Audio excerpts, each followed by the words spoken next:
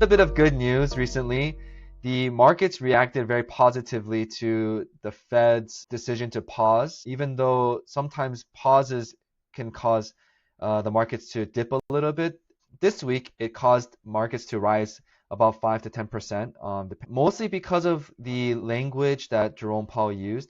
He used the word uncertainty or uncertain like 50 times or something like that. But at the same time, he did signal something more dovish. I mean, simply put, like the Fed owns a lot of government bonds right now, and they've been selling them off lately. So it's just to stave off inflation. So, but at this point, like they're just going to continue to slow down how fast they do this, and hopefully in April they'll sell fewer bonds. And like you said, it's a dovish signal, right? So it's good for the market because we're going to have more liquidity. And hopefully, some more rate cuts by May or June, because the probability of those seem to be a lot higher now, right? Yeah, I can share the screen. So the CME Group Watch Tool is showing for May next month a 983. Oh, it was higher before. No, yeah, when I was prepping for this last night, it was 19.3% of a 25 basis cut.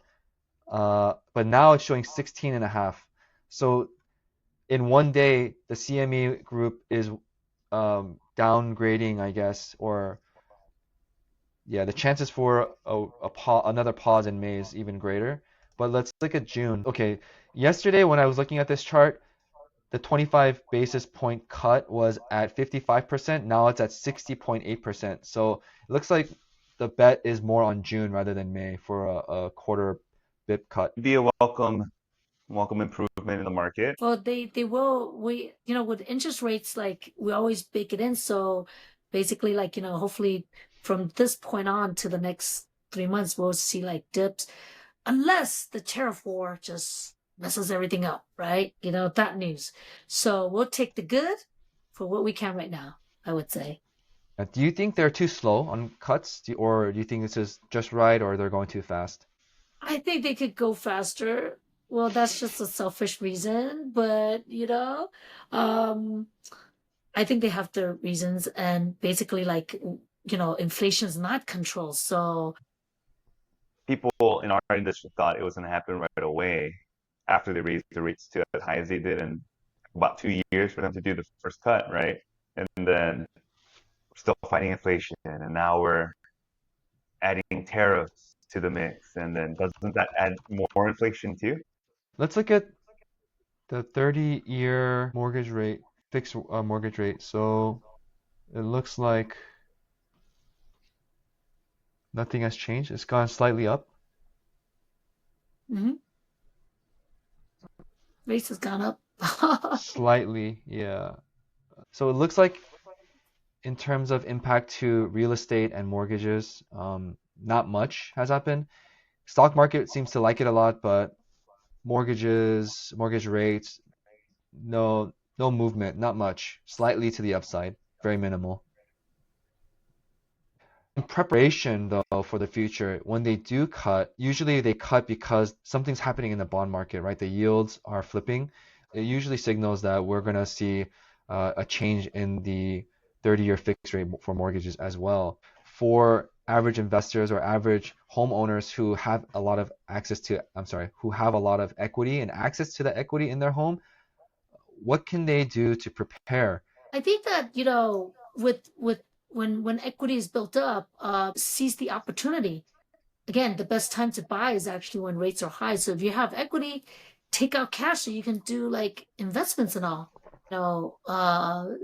Of course, seeing like certain areas to buy so that you can have investment properties. So would you suggest a customer, if they came to you and they say, hey, I have about 40% equity in my house, I don't want to refinance, and I'm looking into, like, let's say a HELOC, and I want to go buy investment property to put like a down payment, but it's so Yeah. expensive, and I'm scared that, in a year, this house will not be the same value, and I won't be able to get the same rent to cover the HELOC payment. Well, how would you talk to that person? Well, I would say that's something that, you need a real estate broker that actually knows investment, first of all, because they need to find you a house that's going to make sense, right? What the debt's going to carry, principal, interest, taxes, insurance. Does it have HOA? Are you going to rent it like, short-term rental or long-term rental? But absolutely, absolutely getting out of HELOC is like, it's an amazing thing. If you're able to qualify and able to have a HELOC, take out the max that you can and then keep it on the side. It's like, like the BRRRR effect, right? BRRRR. You buy, renovate, rent, refinance, repeat. How do people come up with like 20 properties, 30 properties? They're not saving their every hard-earned dollar each month to basically like put down payment. They're using other funds, other ways, right? Other people's money. So it's you're getting out from your equity of your property that you naturally gained, and you're buying another property that's going to gain you income per month, and someone else is making that payment for you. So it's definitely a win, definitely a win. And when you buy, it's, you're not looking to really like sell it in a year. I don't think that would be like the strategy right now. It's basically like, being comfort there to like hold it for a little while, because that's what real estate, right? Going back to Warren Buffett, you just hold it for a while. As long as the payment compared to the debt that you put out makes sense for you. Even if, let's say, you're paying a little bit higher on the debt per month, it's okay because you're gaining equity naturally and someone else is making the payment for you. And if I can add my 2 cents to that too, it's really going to come down to market and where you're trying to actively invest in. Because I have investors that are in the Sunbelt states that have been seeing what we're seeing in the news and preparing and moving or reorganizing, I guess, their monopoly board from cash flow properties and flips to areas where they can invest and see appreciation. Because when you look at it as America as a whole, you might see a downward trend. But when you actually start breaking it down into like regions, right, you'll see some areas are still appreciating, even though a country is as a whole or a specific geographical region is down.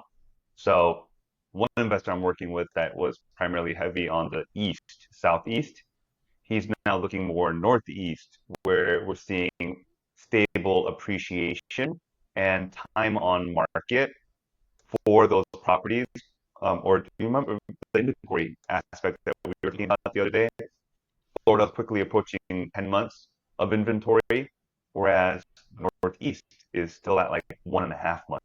So properties are still flying off the shelf and appreciating, like in New York, New Jersey, that area. So, and that's likewise in California. We have way more sales active than the Southeast. You don't want to be the one that bought high and has to sell low. So it's just, you got to be smart with it. And then utilizing the equity or access to cash through leverage, like a line of credit. You just got to be smart and strategic about it. And it goes back down to what Nikki was saying. It comes down to working with a real estate broker that has a lot of experience with investment properties, because like you have to ask those questions that you might not think about. It's like you can't just Google or chat GPT your way out of it. Interview them. Yep. ChatGPT can help you come up with good interview questions though. Let's do this thought exercise together. Let's say next month in May they do a quarter basis cut, and the mortgage market reacts to this as well. They see changes in the bond yield and they say, oh, rates are going to drop slightly, like 0.5%, maybe not, like let's just say 0.25% as well. Okay, and then people are excited, they want to go buy houses, they listen to this podcast and they say, okay, I'm ready to invest. They're motivated, they're inspired, and they go out and they buy a property, they take out a HELOC and they use that as a down payment. And then come like 6 months later in December, economy sucks. The tariffs have wrecked our economy, and the Fed has to pivot hard and they drop it by like a full point, right? A full percentage. We're at 3.5% Fed rates and also mortgage rates have also tanked, and they're like close to zero. What do they do then? So Hey, that's the dream situation. What are you talking about? Rates are low, you qualify for better. It's great. Yes. Because during COVID time, values didn't drop. When rates dropped by like 1%, it brings back about like 3 million, 4 million buyers back into the market. So you have a lot more competition. And that at that time, that's when maybe people want to list their house more because now they also want to like, get bigger home for cheaper. So, and then the people who have bought already, yeah, they're holding a high rate, but then that's the time when you see your equity go higher and you can refinance to a lower rate. So it's actually a great thing. It's like we want that. okay, so we don't have a crystal ball or anything, but I'm going back to the CME Watch Tool, and the reason why I said those numbers is because if you go to December, look at what they're expecting. There's a higher chance that by December they're gonna cut it down to 3.5%. So I mean, this is something for people to keep an eye on. This is not, no one knows the future. This could change overnight, like what we saw with May and June numbers. But it is something to consider. The other thing to think about too is when the Fed gives a dot plot, that doesn't directly mean a May rate cut. Is when all mortgage lenders and investors and banks are gonna be like, all right, since the Fed cut the rate in May, we're gonna cut it too. Like, we know there's a high likelihood of a May rate cut coming, we're pricing it in today. We're already seeing June's interest rate pricing now, if that makes sense. Mhm. We don't do a knee-jerk reaction. That's the main reason why the Fed does the dot plots, because they don't want equities and banks and other institutions to either pull liquidity from the market or have a knee-jerk reaction and sudden change and shift. That's the worst thing for an economy. It's not the rates going lower, that's when you should buy. It's basically like buying at the high rates actually, and then you refinance to a lower rate later on. The high rates aren't the problem, it's the opportunity, right? It's like people had a crystal ball and said, if I bought my house today while the rates were at 7%, like, is it going to come down in 6 months? If someone tells you that, I'd be scared. But you can afford the payment and you got a great deal on the house, when the rates come, you're going to get an even better deal, is how I see it. If you talk about it as rates, like 7% versus 5%, depending on the loan amount, it might only be like a $75 a month difference in payment.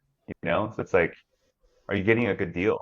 Because the other side that I've seen, every time we've seen rates drop, especially in the purchase market, is I've seen sale prices far exceed the rate of monthly payment increases.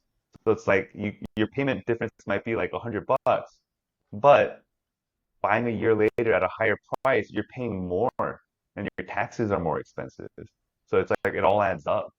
So it's like if you can buy it at And a you good have a deal higher now, down payment. and the payment makes sense, go for it. Just don't Yep. regret it like a lot of people that I see. It's you don't want to like don't let rate be something that you should buy the house. It's like if you're comfortable with the payment, and doesn't matter if you have like 5% down payment only, if you're comfortable with the payment and you qualify at that, buy it, because you'll be at a better situation later on. Like I said before, the market's gonna turn itself. Like how have it been like in the history of values, right? Has it really gone down? No, it dipped even in 2008, so, and then it came right back up.